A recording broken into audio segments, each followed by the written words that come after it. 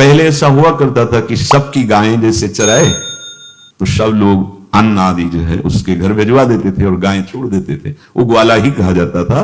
सैकड़ों लोगों की गायें चराता था और उसके घर में अन्न आदि जो आवश्यक सामग्री है भिजवा दी जाती थी।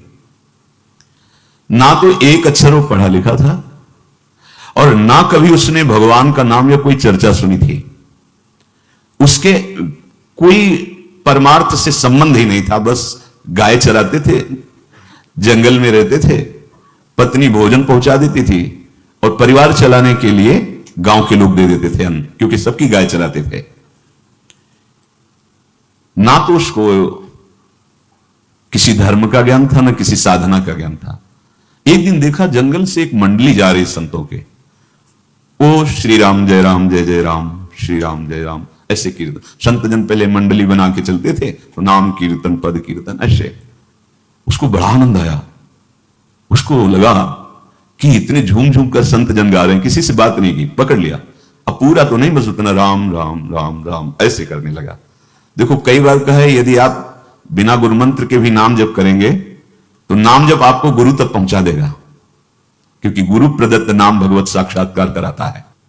50 वर्ष की अवस्था लगभग हो गई थी। कभी कोई तीर्थ याटन, धर्म कार्य, शास्त्र स्वाध्याय, सत्संग कुछ नहीं। देखो कृपा, विश्वास। अब वो अलौकिक ढंग से नाम में मिठास लगने लगी उसको, तो जोर जोर से कभी कभी नाच पड़ता, चरवाहा ना गाता, तो और जो लोग थे उसका उपहास करते। अरे नरक में भी ठौर नहीं मिलेगी, जिंदगी में कुछ पुण्य नहीं किया, ये ऐसे लोग बहुत उपहास करने वाले। ऐसे करने से क्या मिलेगा, नाम से कुछ हो जाएगा। उसने कहा हमने तो कभी सोचा ही नहीं कि कुछ होगा, हम तो ऐसे ही गा रहे, पर ये लोग उपहास कर रहे हैं, क्या गलत है क्या ऐसा गाना? जब तक दृढ़ ज्ञान नहीं होता तब तक माया फिसला सकती है। उसने कहा कि हम किसी लाभ के लिए, बैकुंठ जाने के लिए या कोई लाभ के लिए नहीं जपते, हमें तो अच्छा लगा, वो गा रहे थे संत जन तो हम गाने लगे। क्या सही में आप लोग समझते हैं कि ये गलत है? उनका तुम मूर्ख हो, तुम्हारी क्या समझ में आए? और उपहास करते उसका। उसके मन में एक बात आई, कोई ये प्रमाण दे दे मुझे कि ये जो मैं संतों के मुख से सुना नाम, ये परम सत्य है, ये परम सुखकारी है, और इससे क्या वैकुंठ मिल जाएगा? कोई तो मिले मुझे। और जब किसी के हृदय में ऐसी आकांक्षा होती है तो वही मिल जाते हैं जो सबके हृदय की जानते हैं। एक दिन उसने देखा जब लोग दिल्ली की हंसी मजाक कर रहे थे, उसी समय एक लंगोटी पहने हुए, हाथ में कमंडल और दंड धारण किए हुए कोई वीतराग परमहंस दौड़ा, चरणों में गिर गया। महाराज महाराज, बस एक बात आप बता दीजिए, जो हम राम राम कह रहे हैं, ये लोग उपहास करते हैं, क्या इससे हमारा कल्याण हो जाएगा, वैकुंठ मिल जाएगा? तो उन्होंने कहा बेटा ये बहुत मंगलमय भगवान का नाम है, पर हमें लगता है कि तुम्हें गुरुदेव की आवश्यकता है। यदि तुम गुरु कृपा पात्र बन जाओ तो इन उपहास करने वालों की बातें तुम्हारे मन में नहीं लगेंगी और निश्चित तुम्हें भगवत साक्षात्कार हो जाएगा। तो पैर पकड़ लिया और कहा महाराज आप ही गुरु बन जाओ ना हमारे, आप ही हमें मंत्र दे दो। तो उन्होंने कहा हम तो तीर्थ यात्रा में हैं, ऐसा हम नहीं कर सकते, पर यदि तुम भगवान से प्रार्थना करोगे तो तुम्हारे कल्याण के लिए सदगुरु प्राप्त हो जाएगा। इसलिए जैसे कोई पूछते हैं किसको सदगुरु बनाऊं, तो हम कहते किसी को नहीं, पहले भगवान को मानो, श्री हरि को, जगत गुरु श्री कृष्ण को, फिर उनसे प्रार्थना करो कि यदि आप आवश्यक समझते हो कि सदगुरु के रूप में आप आकर के हमारा कल्याण करेंगे तो मुझे पहुंचा दो, या आप स्वयं आ जाओ। मैं नहीं खोज कर पाऊंगा, मेरी वो दृष्टि नहीं है कि मैं किसी महापुरुष को पहचान सकूं। मैं तुमसे सत्य कहता हूं, सदगुरु की जो शरण में हो गया तो उसके जीवन नौका की डांट सदगुरु अपने हाथ में ले लेते हैं। फिर उसको कोई भय, कोई उपहास, कोई लज्जा नहीं सताती, वो सुखपूर्वक इस दुखद अपार संसार समुद्र से पार हो जाता है। पर बेटा तेरे ऊपर भगवान की बड़ी कृपा है, क्योंकि तू संतों को मानता है, तू मेरी बात पर विश्वास कर ले, अंदर से तू एकांत में रो, तुझे सदगुरु मिल जाएंगे। अब ऐसा कहकर वो अपनी राह में चले तीर्थ यात्रा के लिए। अब वो खोजता, एकांत में बैठकर देखता, कभी कभी वो पेड़ पे चढ़ जाता कि कोई संत तो नहीं आ रहे हैं। अब उसके लिए वहां भोजन पहुंच जाता, पाता, गाय दिखता, और बस खोज करता कि सदगुरु आ जाए, सदगुरु आ जाए। बहुत समय व्यतीत हुआ, पर उसका विश्वास नहीं टूटा कि संत ने कहा था कि तुम भावना करो कि सदगुरु आ जाएंगे।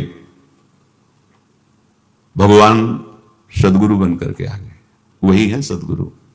देखा सामने से बड़े तेजस्वी महात्मा बड़े तीव्र गति से आ रहे हैं, वो दौड़ा, गुरुदेव गुरुदेव, चरणों में लौट गया। चरणों में जेवी गिरा तो एक बिजली सी दौड़ी उसके हृदय में।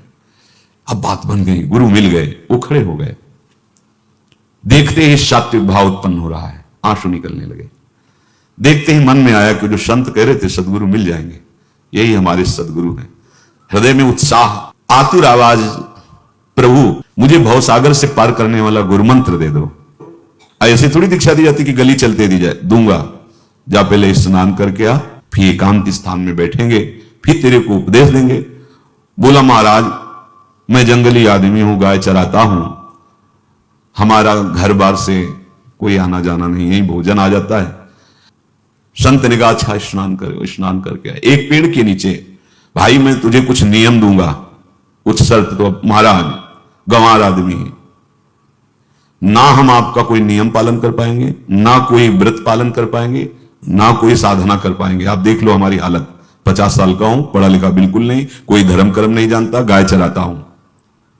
मुझसे बहुत बातें नहीं सदेंगी, अगर एक कोई बात बता दो तो प्रण करता हूं, जिंदगी में प्राण त्याग सकता हूं, पर एक बात कोई, एक नियम कोई दे दो। हमें बहुत नियम तो नहीं समझ में आएंगे, एक कोई बात बता दो कि ऐसा कर लेना और मंत्र जपना, तो हम प्राण त्याग सकते, पर आपकी आज्ञा उल्लंघन, पर बहुत हम बातें नहीं मान पाएंगे क्योंकि हमारे इतना ज्ञान नहीं है। गोपाल के वचन सुनकर के बहुत प्रसन्न हुए संत भगवान। एक नियम तुझे देता हूं, हमारे आराध्य देव श्री कृष्ण हैं, गोविंद हैं, आज से तुम्हारे आराध्य देव गोविंद है, हां श्री कृष्ण है। बिना उनको पवाए तुम्हें पाना नहीं है, बस यही तुम्हारे लिए नियम है।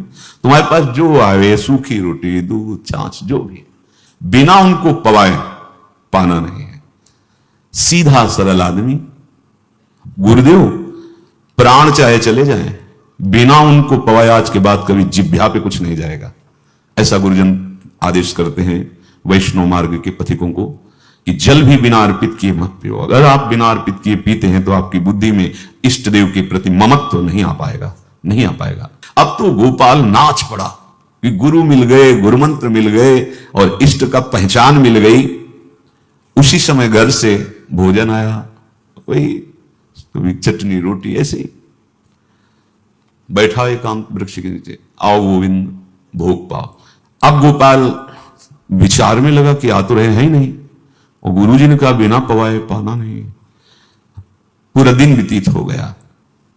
गुरुजी कह रहे थे घट घट में विराजमान भगवान है, तो कहीं से भी प्रकट हो सकते हैं। तो अंदर मंत्र जपता हो, कहता आओ भगवान पाओ आके, नहीं आए। महाराज हमारे गुरुदेव ने आपका ध्यान जो बताया था वैसे ही आओ, आप पाओ आकर के। रात्रि हो गई, देखा पर वो नहीं आए, तो भोजन उठाया, गाय को पवा दिया, तो बहुत सी गायें थी, भूखा रह गया। दूसरे दिन फिर भोजन आया, एक पत्ता तोड़ा, जल से छिड़का प्रत्येक में और भोजन रखा। भगवान को फिर पुकारा, आओ प्रभु। गुरुदेव ने आज्ञा की बिना आपको पवाए हम अपनी जबान में नहीं रख सकते। शाम हो गई, रात्रि हो गई, फिर गौ को दे दिया, नहीं पाया। अब एक तो 50 वर्ष की अवस्था और गौओं के पीछे दौड़ना और भोजन पाना नहीं, शरीर में सामर्थ्य धीरे धीरे कम होने लगी। तीसरा दिन, चौथा दिन, पांचवा दिन, छठा दिन, सातवां दिन, दीनानाथ प्राण चाहे निकल जाए हम गुरु की आज्ञा नहीं तोड़ सकते।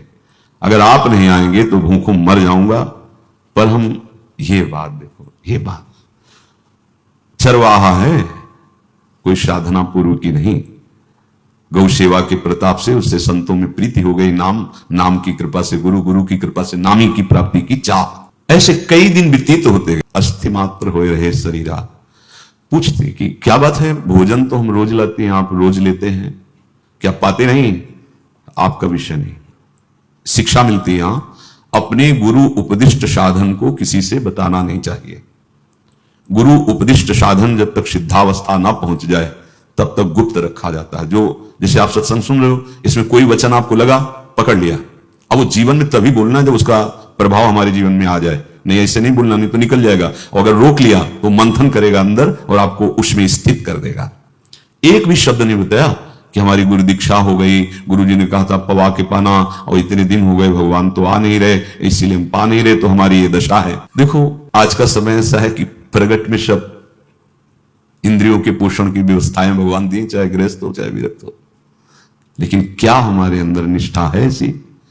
सबरी जी जब उनके गुरुदेव पधारने लगे तो चरणों में रो के गिरी कि प्रभु, इस पूरे विश्व में मुझ अधम को सिर्फ आप ही प्यार करने वाले, आप ही ने दुलार करके मुझे रखा, नहीं सब जगह ठोकर मिलती, कोई भी संत महात्मा हमारी तरफ देखना नहीं चाहते। और प्रभु आप जा रहे हो, आप कैसे जीवन जानते हो? क्या कहा, हम तो भजन के प्रभाव से भगवान के धाम जा रहे हैं। बेटा, भगवान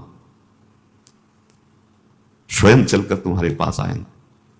सबरी जी बहुत वर्षों तक कभी गुरु के वचनों पर अविश्वास नहीं हुआ, क्यों कहते थे भगवान आएंगे, रोज पावड़े डालती हूं, शोभनी लगा के जल छिड़कती हूं, रोज लगता है फुसला तो नहीं दिया गुरु जी ने? नहीं, गुरु के वचन भगवान आएंगे। शायद ऐसा वर्णन की शास्त्र हजार वर्ष सोचो जरा, और भगवान आए और सबरी को निहाल किया। ऐसे वो गुरुदेव ने कहा है भगवान आएंगे, जब तक वो ना पाएंगे तब तक हमने कहा कि, और उनका उद्देश्य अलग था कहने का कि आप भगवान को भोग लगा के पाइएगा और भजन कीजिएगा तो मंत्र के प्रभाव से तुम्हारे मानस पटल पर भगवान दिखने लगेंगे। ऐसा होता है, पर वो सीधा आदमी सीधा समझा, जब तक भगवान नहीं पाएंगे तब तक हमें नहीं पाना। 18 दिन बीत गए, कुछ ना खाना ना पीना। गोविंद भी देखते हैं, बाल भक्त ओम प्रकाश जी महाराज, यही अपने चामुंडा के पास से उधर, बहुत नामनिष्ठ महात्मा, बाल भक्तों में बहुत ही मानो प्रहलाद जी ही हैं। जैसे प्रहलाद जी नामनिष्ठ, भगवान-निष्ठ, घट घट में भगवान को देखने वाले, ऐसे श्री ओम प्रकाश जी बाल भक्त। बड़े बड़े महापुरुष गए, हरि बाबा, उड़िया बाबा, सब बस वो यही कहते कि ये श्री कृष्ण का आदेश है। फिर शायद 50 के भी ऊपर दिन गए थे, ऐसे 70 दिन, 70 दिन तक उस महापुरुष ने कुछ नहीं खाया, सशरीर अंतर्ध्यान हुए। आज समाधि उनकी बनी। जब महत्व भगवान का जग जाता है तो शरीर का महत्व नहीं। अच्छा, प्राणनाथ जब प्राणों का पोषण कर रहे हैं तो अन्न में भी तो प्राणनाथ की हिस्स दी हुई सकती है, तो बिना अन्न के भी उनका पोषण हो रहा है। पर ये भागवती का आदेश से, मनमानी करने से नहीं।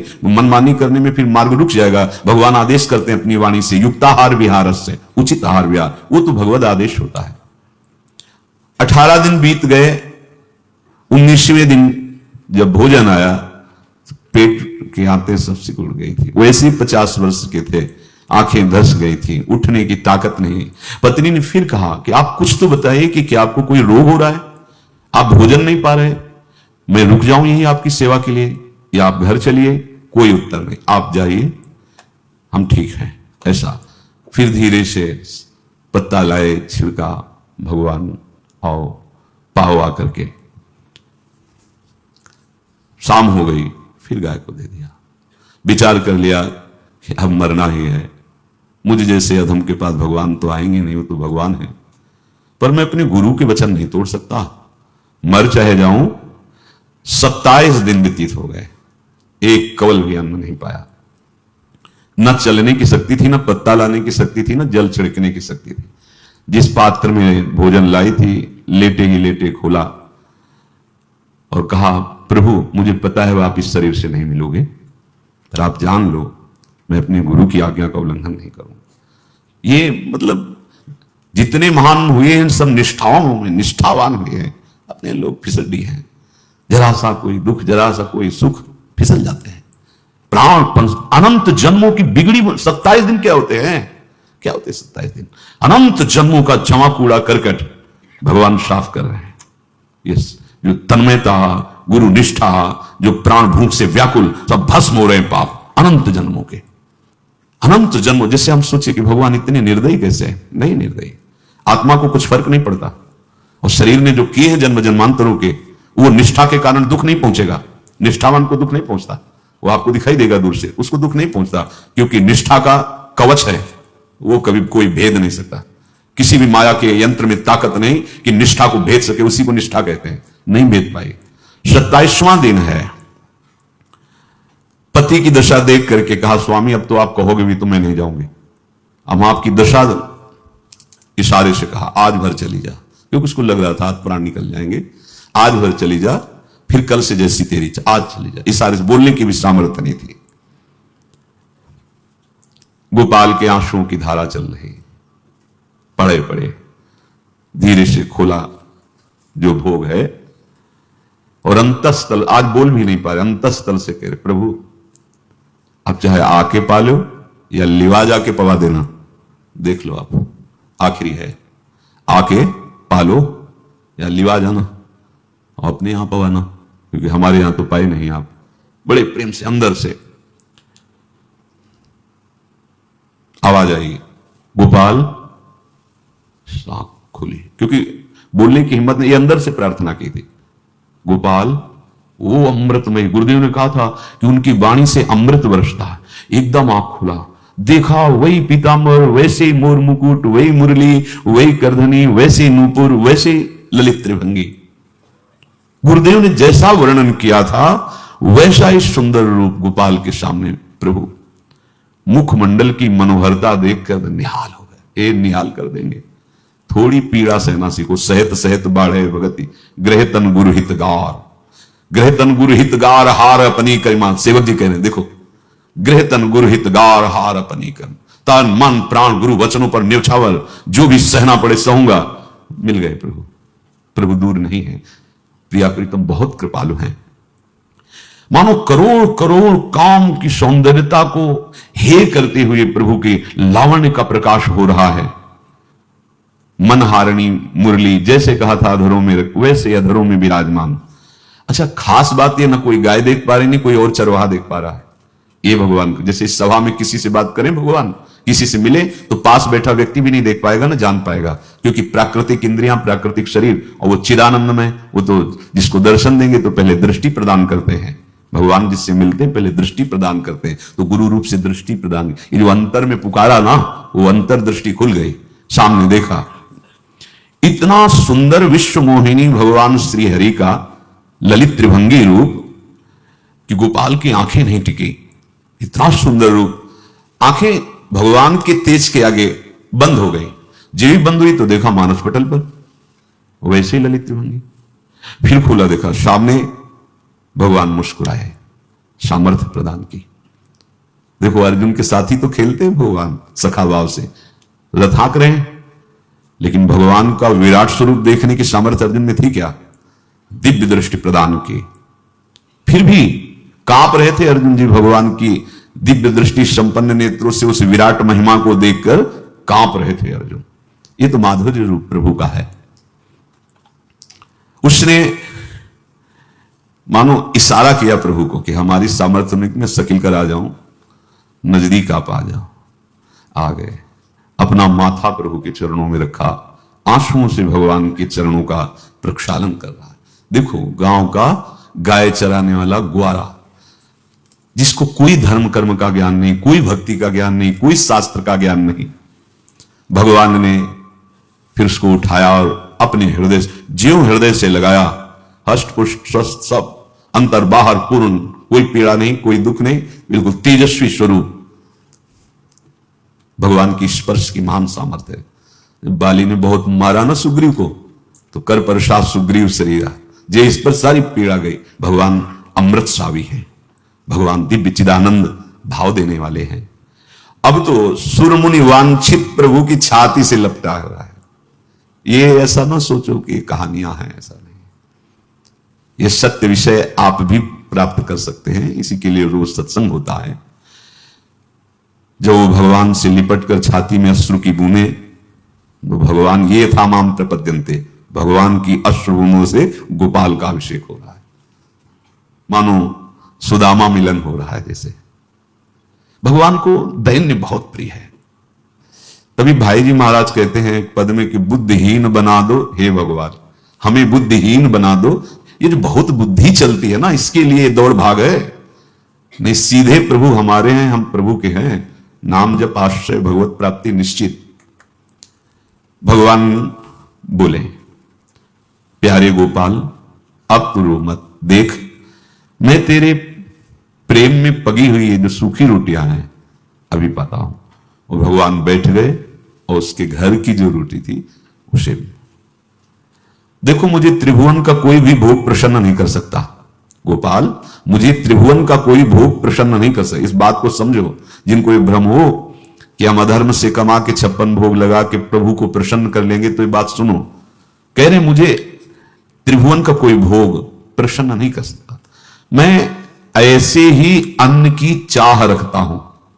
भगवान के वचन, जैसे दुर्योधन का महल का सब वैभव त्याग के स्वागत ठुकरा के और विदुरानी जी के हाथ का छिलका पाया, मैं ऐसे ही अन्न की चाह रखता हूं। भगवान कहते हैं बलिहारी है।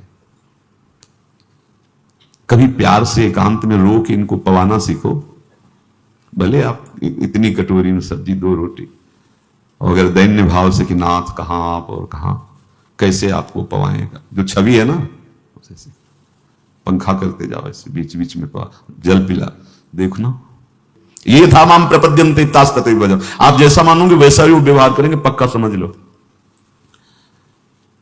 गोपाल जो सच्चे हृदय से मुझे पुकारता है, मैं अवश्य उसको मिलता हूं। जो प्रेम पूर्वक मुझे पवाता है, मैं अवश्य उसका पाता हूं। पत्रम पुष्पम फलम तोयम, ये में भक्त्या, भक्ति पूर्वक जो पवाया। भक्ति पूर्वक का मतलब दैन्य। अभक्त में अहंकार होता है, देखो ये किया मैंने, वो भगवान स्वीकार नहीं करते। वो आपका शुभ कर्म बन सकता है, अब वो भी धर्म से कमाई की है तो, पर भगवान की प्रसन्नता का हेतु होगा दैन्य। जहां भी देखो हमारे स्वामी को, जहां भी देखो दैन्य में बिके हुए पाए गए, दैन्य में। और ये दैन्य किसी बाजार में नहीं मिलती, ये दैन्यता बनावटी नहीं होती, ये वस्तुता हृदय की होती, भगवत प्रदत्त ही होती है। पर जो संत सदगुरुदेव की आज्ञा का अक्षरशः पालन करे तो इस दैन्य का निश्चित प्रादुर्भाव हो जाएगा, अहंकार गलित हो जाएगा। वत्स, मैं किसी भी वस्तु का कभी भूखा नहीं हूं। मानो गोपाल के बहाने से हमको समझा रहे हैं क्या चाहिए भगवान को, क्या चाहिए। कुछ भी कर लो, माना कि तुम तात्कालिक वर्तमान दुख को मिटा सकते हो, तात्कालिक, लेकिन संपूर्ण दुखों को मिटाने के लिए हरिनाम गरज रहा है, राधा नाम गरज रहा है। आपसे प्रार्थना है, समझो इस बात को। कलयुग केवल नाम आधारा। देखो, सुन के राम राम शुरू किया, मिल गए सिद्ध सदगुरुदेव, दे दिया मंत्र, बता दी निष्ठा, और मिल गए भगवान। और भगवान कह रहे हैं अब तेरे जीवन में कभी दुख का लेस नहीं रहेगा, तू अब घर जा, अब किसी की गाय चराने की जरूरत नहीं है, कुल परंपरागत तेरे लक्ष्मी बढ़ती रहेगी, तुझे कुछ करने की जरूरत नहीं। देखो, बड़े बड़े सोने के पहाड़ किसी सुनार ने बनाए क्या? प्रभु ने तो बनाया। भगवान हंसते हंसते समझ नहीं पाए और अंतर्धान हो गए। अभी गोपाल कुछ अपने मन भर के देख नहीं पाया था, कह नहीं पाया था, भगवान अंतर्ध्यान हो गए। अब तो चिल्ला चिल्ला के रोने लगा और विवश होकर आंख मूंदी तो देखा उसके मानस पटल पर छाए। अब तो राजी हो गया कि ये मेरे प्रभु ऐसी जगह विराजमान हो गए, कोई देख नहीं पाएगा, हम रोज बात करेंगे, रोज दर्शन करेंगे। नारायण या गौर श्याम को हृदय निकुंज बसइए। तो इसलिए धैर्य धारण करके, कितना भी कष्ट हो, अब पीछे मत हटो, फिसलो मत। माया अपने पार्षदों को भेजेगी। प्रभु का चिंतन छूटे वो कुछ भी स्वीकार नहीं। प्रभु का चिंतन होते हुए जो हो रहा है उनका सृष्टि का कार्य है, जो जो जिसको सेवा दी हो रहा है। हमारा प्रभु का आश्रय अगर बदला किसी व्यक्ति का आश्रय या किसी अन्य का आश्रय, बहुत घाटा हो जाएगा। अपने इस मन को देखते रहिए कि प्रभु को प्रथम नंबर में रखता है या द्वितीय नंबर में। हमें तो लगता है हो सकता है चौथे पांचवें नंबर पे रखता हो।